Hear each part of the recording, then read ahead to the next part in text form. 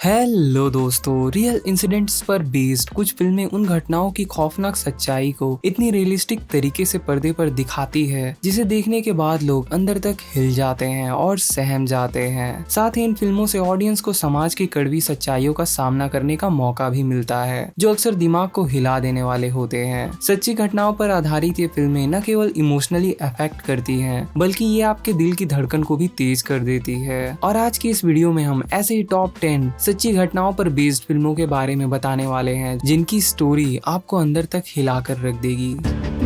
एक ही रात में दो कत्ल हुए घर में, मतलब दोनों का पता नहीं चला। कमाल। नंबर 1, अजमेर 92। 2023 की फिल्म अजमेर 92 बेहद ही सीरियस और सेंसिटिव टॉपिक पर बेस्ड है जो इंडियन हिस्ट्री के मोस्ट कंट्रोवर्शियल केसेस में से एक को पर्दे पर लाती है। ये फिल्म 1992 के अजमेर सेक्स स्कैंडल पर बेस्ड है जो उस समय पूरे देश को हिला देने वाली घटना थी। असल में 1992 में अजमेर का ये मामला सुर्खियों में तब आया जब शहर की कई लड़कियों की गलत तस्वीरें अचानक वायरल होने लगी। इन तस्वीरों के जरिए ब्लैकमेलिंग का धंधा शुरू हुआ था जिससे विक्टिम्स को मजबूर किया जाता था और उनके साथ गलत काम किया जाता था। जैसे जैसे मामले की परतें खुलती गई पता चला कि इस घिनौने अपराध में कई पावरफुल लोग भी शामिल थे। इस केस ने न केवल अजमेर को बल्कि पूरे देश को शर्मसार कर दिया था। फिल्म अजमेर 1992 में हमें उस समय की हकीकत और उसके बाद के इम्पैक्ट को दिखाया गया है। फिल्म में उन लड़कियों के दुखों और तकलीफों को भी दिखाया गया है। साथ ही ये भी दिखाया गया है कि समाज ने कैसे इन घटनाओं पर चुप्पी साध ली थी और कानून ने भी अपनी जिम्मेदारी निभाने में असफलता दिखाई। फिल्म ने असली घटना को इतने सटीक तरीके से दिखाया है कि इसे देखकर ऑडियंस को रियल इंसिडेंट की सीरियसनेस का एहसास होता है। ये फिल्म न केवल उस दर्दनाक घटना की याद दिलाती है बल्कि ये भी बताती है कि कैसे सत्ता, डर और दबाव के चलते न्याय की राह में कई रुकावटें आती हैं। अजमेर 92 एक ऐसी ही फिल्म है जो दर्शकों को उस समय के हालात और पीड़ितों की दर्दनाक कहानी से रूबरू कराती है जिससे लोग अब तक अनजान थे। नंबर 2, छपाक। 2020 की फिल्म छपाक। ये फिल्म सोसाइटी में फैले भेदभाव और संघर्ष की कहानी को बड़े ही इफेक्टिव तरीके से प्रेजेंट करती है। ये खास तौर पर एसिड अटैक के पीड़ितों के दर्द को लोगों के सामने लाती है। फिल्म की कहानी दिल्ली की एक सच्ची घटना पर बेस्ड है। फिल्म में मालती नाम की एक लड़की की कहानी दिखाई गई है जिस पर एसिड अटैक होता है, जिस रोल को दीपिका पादुकोण ने प्ले किया था। मालती की कहानी जो असल में लक्ष्मी अग्रवाल की जिंदगी पर बेस्ड है। लक्ष्मी एक आम लड़की होती है जो एक नॉर्मल लाइफ जी रही थी लेकिन एसिड अटैक के बाद उसकी जिंदगी पूरी तरह से बदल जाती है। लक्ष्मी अग्रवाल जिनकी जिंदगी पर यह फिल्म बेस्ड है, इन्होंने इस दर्दनाक घटना के बाद हार नहीं मानी और खुद को संभाला और सोसाइटी में बदलाव लाने के लिए आवाज उठाई। फिल्म छपाक ने लक्ष्मी की कहानी को बारीकी से पेश किया है। फिल्म में एसिड अटैक के पीड़ितों के जीवन की मुश्किलों और संघर्षों को रियलिटी के साथ लोगों के सामने लाया है और ऑडियंस को ये सोचने पर मजबूर किया है कि एसिड अटैक के पीड़ितों को समाज में किस तरह के भेदभाव और समस्याओं का सामना करना पड़ता है। साथ ही फिल्म ने एसिड अटैक की सीरियसनेस और उसके मेंटल और फिजिकल इफेक्ट को बहुत ही अच्छे से दिखाया है। छपाक न केवल लक्ष्मी की दर्दनाक कहानी को ही बयां करती है बल्कि पूरे समाज की मानसिकता को भी चुनौती देती है। फिल्म ऑडियंस को ये सोचने पर मजबूर करती है कि एसिड अटैक जैसे अपराधों को रोकने के लिए हमें क्या कदम उठाने चाहिए और समाज में पीड़ितों के प्रति हमारी जिम्मेदारी क्या है। Number 3, no one killed Jessica. 2011 की film no one killed Jessica. ये फिल्म जेसिका लाल हत्याकांड की कहानी को बारीकी से पेश करती है जो भारत के न्याय प्रणाली और सामाजिक व्यवस्था पर गहरा असर डालने वाली घटना थी। ये फिल्म 1999 में दिल्ली के एक बियर बार में हुई घटना से शुरू होती है जहां जेसिका लाल की हत्या कर दी जाती है। दरअसल जेसिका ने एक इन्फ्लुएंशियल पॉलिटिशियन के फैमिली मेंबर को शराब देने से इनकार कर दिया था जिसके बाद उस पर्सन ने उसे बेरहमी से मार दिया। ये घटना सिर्फ एक बेगुनाह की मौत नहीं थी बल्कि इसने भारतीय समाज में वर्ग भेद और जस्टिस सिस्टम की कमजोरियों को भी लोगों के सामने लाया। फिल्म में रानी मुखर्जी ने जेसिका की बहन सबरीना लाल की भूमिका निभाई जिसे उन्होंने बड़े ही सेंसिटिव और इफेक्टिव तरीके से पोर्ट्रे किया है। जेसिका की मौत के बाद सबरीना ने न्याय की तलाश में जिस तरह संघर्ष किया, इस फिल्म ने उसे बखूबी दिखाया है। फिल्म में ये भी दिखाया गया है कि कैसे एक अमीर और ताकतवर परिवार के दबाव ने मामले की जांच और न्याय की प्रोसेस को बदल दिया। ये फिल्म एक रियल मर्डर केस की स्टोरी के थ्रू ऑडियंस को ये सोचने पर मजबूर मजबूर करती है कि क्या हमारी सोसाइटी में एक्चुअल में जस्टिस हो रहा है या नहीं। नंबर 4, तलवार। 2015 में आई फिल्म तलवार बॉलीवुड की उन टिपिकल बॉलीवुड फिल्मों में से एक है जो रियल इंसिडेंट्स की गहराई में जाकर ऑडियंस को सोचने पर मजबूर करती है। इस फिल्म में 2008 में नोएडा में हुए हेमराज आरुषि हत्याकांड की उलझनों को अच्छे से दिखाया गया है, जिससे ये मामला पूरे देश में चर्चा का विषय बन गया था। फिल्म का डायरेक्शन मेघना गुलजार ने किया है। इन्होंने नोएडा केस की गहराई से जांच की है। तलवार फिल्म 2008 के नोएडा हत्याकांड को लोगों के सामने लाती है, जिसमें 14 साल की आरुषि तलवार और उनके नौकर हेमराज की हत्या हुई थी, जिसमें आरुषि के पेरेंट्स राजेश और नुपुर तलवार प्राइम सस्पेक्ट के तौर पर उभरे थे। फिल्म में दिखाया गया कि ये केस कैसे नॉर्मल मर्डर केस से बदलकर एक कॉम्प्लेक्स और कंट्रोवर्शियल हाई प्रोफाइल केस बन गया। I hope justice is done. Crime scene को तुमने मच्छी बाजार बना दिया है? फिल्म में दिखाया गया है कि पुलिस की गलतियां, मीडिया का दबाव और जांच में हुई गलतियों ने कैसे केस को बहुत ही पेचीदा बना दिया। असली घटना में भी मीडिया ने बहुत सारी अटकलें और गलत रिपोर्ट्स फैलाई, जिससे मामला और उलझ गया। फिल्म ने इस मीडिया के प्रभाव को भी अच्छे से दिखाया है, जो असल में भी ऐसा ही था। तलवार फिल्म ने सच्ची घटनाओं को दिखाते समय सच्चाई को अच्छे से बनाए रखा है। नंबर 5, द अटैक्स ऑफ 26/11 एक ऐसी सच्ची घटना पर आधारित फिल्म है जिसने पूरे देश को हिलाकर रख दिया था। ये फिल्म 26 नवंबर 2008 को मुंबई में हुए आतंकवादी हमले की डरावनी और भयानक घटनाओं को दिखाती है, जो इंडिया के इतिहास के सबसे काले और दुखद दिनों में से एक है। फिल्म की शुरुआत उसी रात से होती है जब पाकिस्तान से आए 10 आतंकवादी मुंबई में तबाही मचाने के लिए पहुंचे। द अटैक्स ऑफ 26/11 में दिखाया गया है कि इन आतंकवादियों ने Taj Hotel, Oberoi Trident, Nariman House, Leopold Cafe और छत्रपति शिवाजी महाराज टर्मिनल जैसे मेजर लोकेशंस पर हमला किया। इन हमलों में कई बेगुनाह लोगों की जानें गई और शहर की शांति पूरी तरह से भंग हो गई।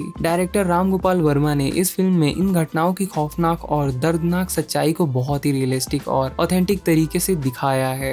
फिल्म के हर एक सीन में ऑडियंस उस रात के खौफनाक माहौल को देखने पर महसूस करती है। द अटैक्स ऑफ 26/11 सिर्फ एक फिल्म नहीं बल्कि एक गवाही है जो उस रात की काली यादों को ताजा करती है और दर्शकों को गहराई से प्रभावित करती है। नंबर 6, सर्वजीत। भारतीय सिनेमा में सच्ची घटनाओं से इंस्पायर्ड फिल्में अक्सर दर्शकों को गहराई से प्रभावित करती हैं और सोचने पर मजबूर करती हैं। ऐसी ही एक फिल्म है सर्वजीत, जो 2016 में रिलीज हुई और इस फिल्म ने अपने ट्रू इवेंट पर बेस्ड प्लॉट की वजह से ऑडियंस को हिला कर रख दिया। सर्वजीत एक सच्ची कहानी पर आधारित फिल्म है जिसमें रणदीप हुड्डा ने मेन रोल प्ले किया है। ये फिल्म सर्वजीत सिंह के जीवन की कड़वी सच्चाइयों को उजागर करती है, जो एक भारतीय किसान था और गलती से बॉर्डर पार करके पाकिस्तान में चला जाता है। सर्वजीत सिंह 1990 में पाकिस्तान की सीमा पार कर गए और वहां पर संदिग्ध गतिविधियों के आरोप में गिरफ्तार कर लिए गए। उन्हें एक आतंकवादी के रूप में पेश किया गया और पाकिस्तान की अदालत ने उन्हें फांसी की सजा सुनाई। ये घटना न केवल उनके परिवार के लिए बल्कि पूरे भारत के लिए एक बड़ा धक्का था।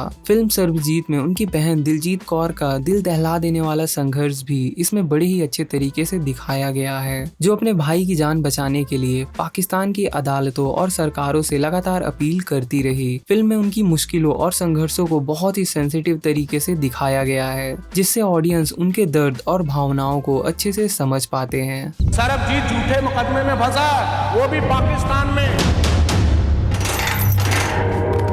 Number 7, not a love story. 2011 की film not a love story ये फिल्म 2008 में मुंबई में हुई दिल दहला देने वाले नीरज ग्रोवर मर्डर केस से इंस्पायर्ड है। नीरज ग्रोवर मुंबई के एक टीवी प्रोडक्शन हाउस में काम करता था। 2008 को उसकी बेरहमी से हत्या कर दी गई। इसके बाद उसके शरीर को कई टुकड़ों में काटकर जंगल में ले जाकर जला दिया गया। ये मर्डर एक लव ट्रायंगल की वजह से हुआ था, जिसमें 3 लोग शामिल थे: नीरज ग्रोवर, कन्नड़ा एक्ट्रेस मारिया सुसाईराज और मारिया का बॉयफ्रेंड मैथ्यू, जो नेवी ऑफिसर था। और ऐसी स्टोरी हमें not a love story film में भी दिखाई गई है। फिल्म की कहानी एक स्ट्रगलिंग एक्ट्रेस की है जो अपने लवर के साथ मिलकर एक पर्सन की हत्या कर देती है। हत्या के बाद वे बॉडी को 100 से भी ज्यादा टुकड़ों में काटकर जंगल में जला देते हैं और ये फिल्म इस घटना के इर्द गिर्द घूमती है। नॉट अ लव स्टोरी एक ऑर्डिनरी क्राइम की कहानी से कहीं अधिक है। ये फिल्म इंडियन सोसाइटी की उन कमजोरियों को उजागर करती है जो सच्ची घटनाओं को पर्दे पर दिखाते समय अक्सर अनदेखी ही रहती है।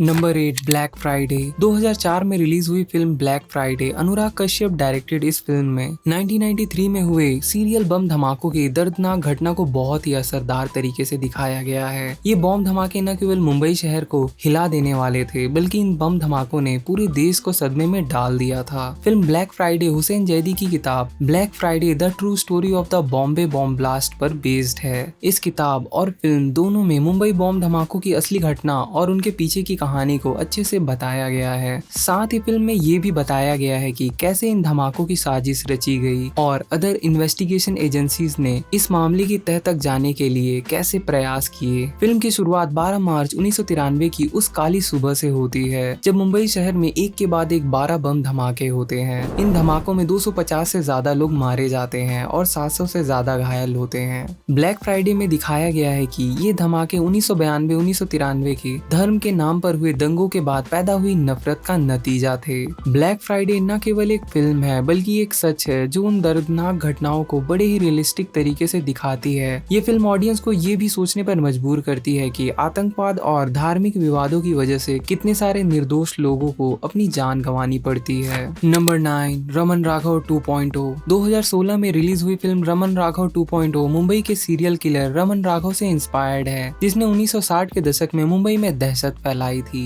राघव ने मुंबई की तंग गलियों में करीब 41 बेगुनाह लोगों को बेरहमी से मार डाला, जिनमें ज्यादातर गरीब और बेघर लोग थे। वे अपने शिकार को मारने के लिए पत्थर या फिर आयरन रॉड का इस्तेमाल करता था। उसकी मानसिकता और बेरहम अपराधों ने पूरे देश को झंझोड़ कर रख दिया था, जिसके बाद उसे 1968 में गिरफ्तार कर लिया गया और उम्र भर के लिए जेल की सजा सुनाई गई। फिल्म में अनुराग कश्यप ने रमन राघव की असली कहानी से इंस्पिरेशन लेकर एक मॉडर्न सीरियल किलर रामन्ना का किरदार पेश किया। इस किरदार को नवाजुद्दीन सिद्दीकी ने बेहद शानदार तरीके से निभाया है। रामन्ना एक साइकोपैथिक किलर है जो अपने शिकार को चुनने और उसे बेरहमी से मारने में माहिर है। साथ ही फिल्म में पुलिस ऑफिसर राघवन और रामन्ना के बीच की खतरनाक टक्कर को दिखाया गया है, जो पूरी कहानी का दिलचस्प और अहम हिस्सा है। अनुराग कश्यप का डायरेक्शन और नवाजुद्दीन की दमदार परफॉर्मेंस ऑडियंस को इस खौफनाक दुनिया में पूरी तरह डुबो देती है। रमन राघव 2.0 सिर्फ एक थ्रिलर फिल्म नहीं है, ये फिल्म हमारी सोसाइटी में छिपे साइकोस की कड़वी सच्चाई को दिखाती है। साथ ही ये फिल्म असल जिंदगी के उन भयानक अपराधों की याद भी दिलाती है जिसे भुलाना आसान नहीं।